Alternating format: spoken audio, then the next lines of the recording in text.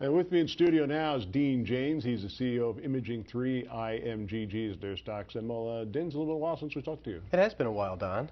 Good to see you. What's new? I'm here to let you know that we're close to sending in our request with the FDA to meet them face to face.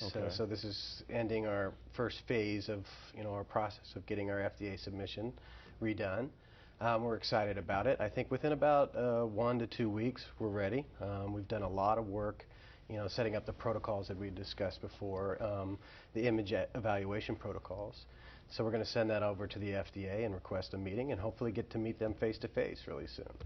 It's really a 180-degree departure from the way you did this the first time. I mean, I think the first time you went at it, headstrong, knowing it was going to happen, and then it didn't go your way. You've basically gone into intense planning and preparation this time around, haven't you? Well, absolutely, and I have to. I mean, you look, this process has taken so long, and I probably underestimated the complexity of the FDA process as it's changed. And so after not really getting approval last go-around, I finally said, we really need to pull out all the stops. We need to get every consultant that we can get out there to help us, assist us to get this thing through. If you had to I don't want to say point a finger, but I can't think of another term right now. If you had to point a finger at what you think might have been the biggest single problem that has caused all of this, what would you say it was? Wow, that's a really good question. I think really and honestly is I underestimated the changes that were taking place within the FDA. And didn't realize what's different.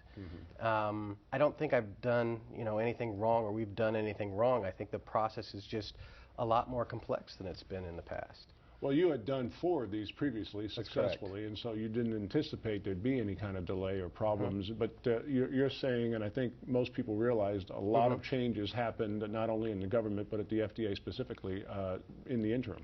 Well, correct. I mean, halfway in this process, we had a management change. We've had a change in our reviewers and whatnot. But I think, if you look through, there are tons of articles out there from, VC companies and other, medical device companies that are complaining about the very same thing, that the process of a 510K has actually changed significantly.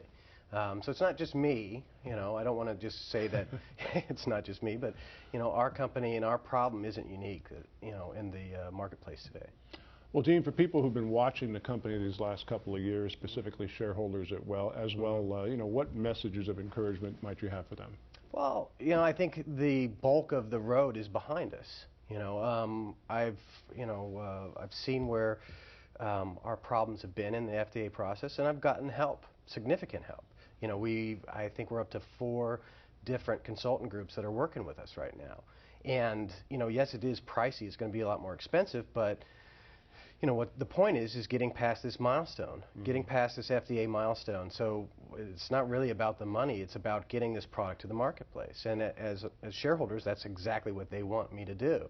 So, yes, we've made mistakes in the past. Yes, this process has taken longer, but I think the majority of that's behind us now.